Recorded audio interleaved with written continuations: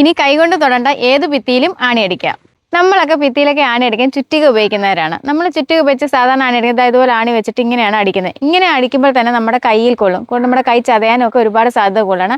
അതുപോലെ ഇങ്ങനെ വെച്ച് അടിക്കുമ്പോൾ സ്ത്രീകൾക്കൊക്കെ വളരെയധികം പേടിയായിരിക്കും ഇത് വെച്ചിട്ട് ഇങ്ങനെ അടിക്കുമ്പോൾ തെന്നി കയ്യിൽ കൊള്ളുമെന്നുള്ളത്. അതുപോലെ തന്നെ ഇത് ഇങ്ങനെ അടിക്കുമ്പോൾ തന്നെ തെറിച്ച് പോകാനും സാധ്യതയുണ്ട്. അപ്പോൾ അങ്ങനെ എന്തൊക്കെ ചെയ്താലും നമ്മൾ ഒത്തിരി എന്ന് വെച്ചാൽ നമ്മൾ റിസ്ക് എടുത്തുകൊണ്ട് ഇത് അടിക്കാനും, കാരണം വെച്ചാൽ പുരുഷന്മാരെ സംബന്ധിച്ചുള്ള സ്ത്രീകൾക്കാണെങ്കിൽ ഇത് വളരെയധികം പേടിയായിരിക്കും. എനിക്കായാലും ഇത് വളരെയധികം പേടിയായിരിക്കും.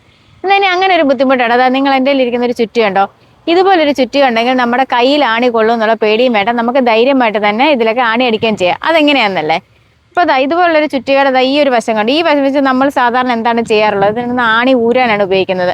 നമ്മൾ തറച്ച് വെച്ചിരിക്കുന്ന ആണികളൊക്കെ ഇത് വെച്ച് പിടിക്കുമ്പോൾ ഇങ്ങ് ഊരി വരും. പക്ഷെ അങ്ങനെയല്ല, എന്നാൽ നമുക്കിനി ആണി അടിക്കാനും ഇതുപോലൊരു ചുറ്റിക മാത്രം മതി. നമ്മളിപ്പോൾ ചെയ്യേണ്ടതെന്ന് വെച്ചാൽ ആണി എടുത്തിട്ട് ഇതിൻ്റെ ഈ ഭാഗത്ത് മുട്ടി നിൽക്കത്തക്ക പരുവത്തിൽ നമ്മളൊന്ന് ടൈറ്റ് ചെയ്ത് വെക്കണം. ഇങ്ങനെ ടൈറ്റ് ചെയ്ത് വെച്ച് കഴിഞ്ഞാൽ ആണി ഇതിൽ നിന്ന് ഊരി പോകത്തേയില്ല.